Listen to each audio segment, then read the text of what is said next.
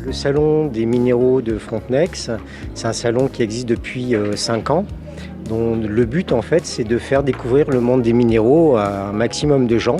Alors depuis des petites pierres que des fois on peut trouver ici dans la région, jusque des magnifiques pièces qu'on trouve un peu partout dans le monde et que parfois on ne voit que dans les musées, quoi. Donc là nous avons 17 exposants, tous un peu spécialisés dans un ou plusieurs domaines de la minéralogie et puis des pierres de manière générale, hein.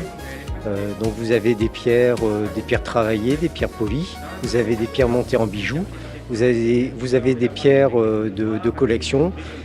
Ça vient du Brésil, du Pakistan. Il y a quelqu'un qui, par exemple, fait venir des ambres de Pologne, notamment, et de Lituanie. Enfin voilà, chacun a un peu ses spécialités.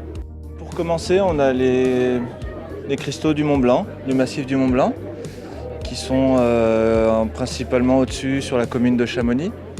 Voilà.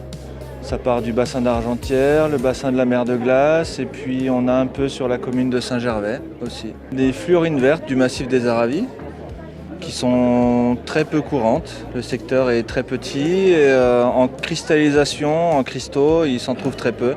Alors pour les extraire, il y a très peu de matériel à avoir, hein, parce que finalement, que ce soit dans le massif du Mont Blanc, généralement on peut appeler ça des fours qui sont mûrs, les cristaux sont détachés.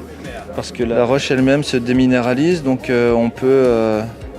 voilà, ça se délite très bien. Pour la fluorine des Aravis, c'est pareil, elle n'est pas accrochée à la roche, elle est dans de la glaise, donc voilà, faut gratter soigneusement la glaise pour ne pas abîmer les cristaux. Voilà, il n'y a pas trop besoin de travailler. Sûrement pour agrandir les trous, mais pour décrocher les cristaux, en général, c'est facile. C'est vraiment grand tout public, c'est-à-dire qu'il y a des stands qui sont vraiment plus destinés justement aux collectionneurs, qui vont découvrir des pièces relativement rares. Et puis par contre, ce qu'on essaye de faire au maximum, c'est faire vraiment découvrir ce monde des minéraux à un maximum de gens. Il y a plein de formations minérales selon la composition chimique.